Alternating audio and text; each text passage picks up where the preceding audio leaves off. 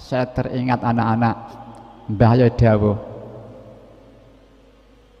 di timur ini, di Indonesia, di Jawa ini yang subur rohani yang subur. Kalau di barat mungkin AGU. Ini karena mengapa subur? Ini karena di Indonesia ini, di Jawa khususnya atau di Indonesia ini negara kepulauan. Jadi banyak yang senang pada negeri tercinta ini. Termasuk bangsa Goib pun senang di tanah kita air ini, senang.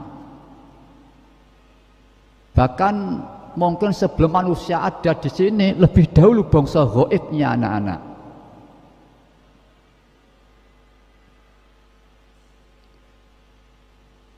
Ini kita pernah mendengar cerita pada zaman dahulu, mungkin orang di tanah Jawa ini hilang, begitu orang di Jawa hilang,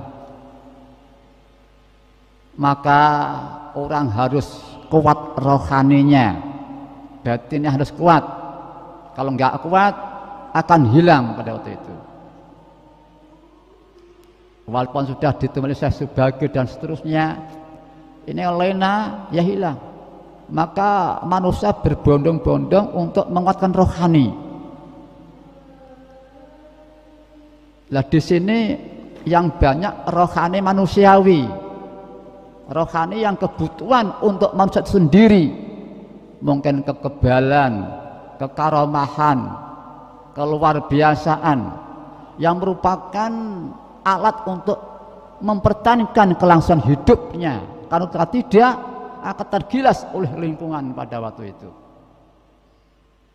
sehingga rohani subur karena mendapat perhatian yang khusus oleh bangsa kita ini, nenek moyang kita ini kalau nggak salah.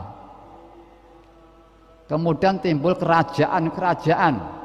Pada waktu itu bukan kekuatan berpolitis semata, tapi kekuatan rohani manusiawi, kekebalan, keluar biasaan dan seterusnya ini dibutuhkan, sehingga ekspresi rohani subur itu rohani manusiawi, belum rohani tasawuf untuk Tuhannya. Ya ada, tapi masih banyak presentasinya yaitu rohani manusiawi.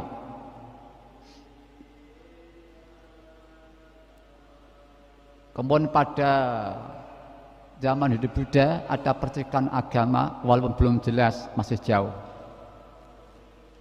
Kemudian timbul datang Wali Songo pada waktu itu, ini agak sedikit kelihatan, tapi ekspresi perjuangan itu masih tetap ekspresi rohani manusiawi di salah satu proses, kekuatan proses.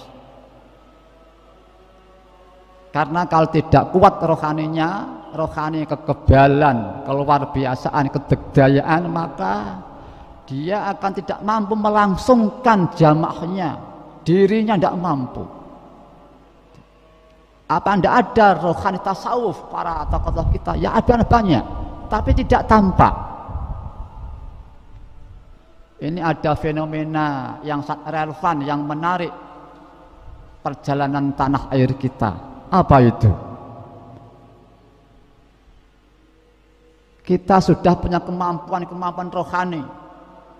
Ini kalau ada ranking kemampuan manusiawi, ini ceritanya seorang, ya kalau insya Allah cucu Nabi termasuk, yaitu Kiai Hasan Besari dari Ponorogo. Ranking rohani manusianya itu, kalau manah suatu pohon sigar anak-anak, lah semua daun ini semua berlubang, tidak ada satu pun yang tidak berlubang. Ini diantaranya ranking suatu ekspresi kemampuan rohani manusiawi, kekebalan, keluar biasaan. Mungkin masih banyak yang lainnya. Di samping bekal rohani ini, bangsa kita punya kekuatan berproses karena per rivalitas suatu berbagai kerajaan di sini di Indonesia.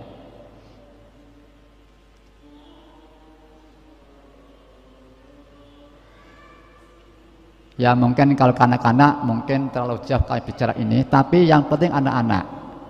Yang penting kita ini di Indonesia ini diberi subur rohani. Mari kita hati kita senantiasa firwilallah wa rasulih sallallahu alaihi wasallam. Kami teruskan di dalam perjalanan karakter bangsa kita. Rohani oleh Allah diberi kenikmatan kondisi lingkungan yang akan menyuburkan rohani. Ini kalau kami nggak salah. Ditambah lagi berbagai kerajaan muncul menimbulkan satu kekuatan ilmu sosial, proses, sehingga punya ilmu perjuangan. Ini tambah lagi ilmu dari Allah. Datang lagi agama di sini, itu tadi di Bunda ada percikan walaupun ini belum mampu atau masih terlalu jauh. Datang lagi Wali Songo. Ini ada cahaya Islami.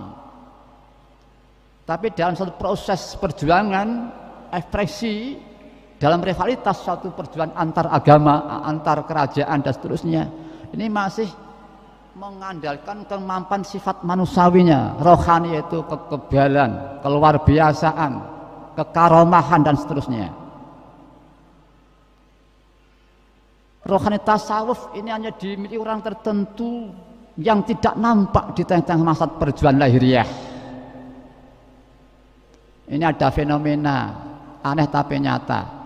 Bangsa kita sudah kuat rohaninya, ilmu perjuangan sudah kuat karena sering ada suatu rivalitas antar kerajaan di tanah air ini.